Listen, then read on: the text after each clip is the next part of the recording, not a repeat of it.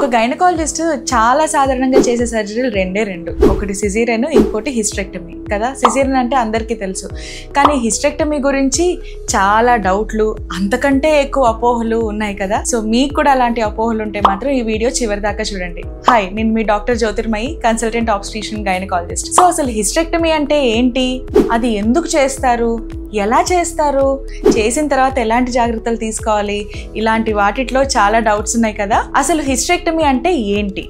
హిస్ట్రస్ అంటే uterus, ectomy అంటే తీసేయడం.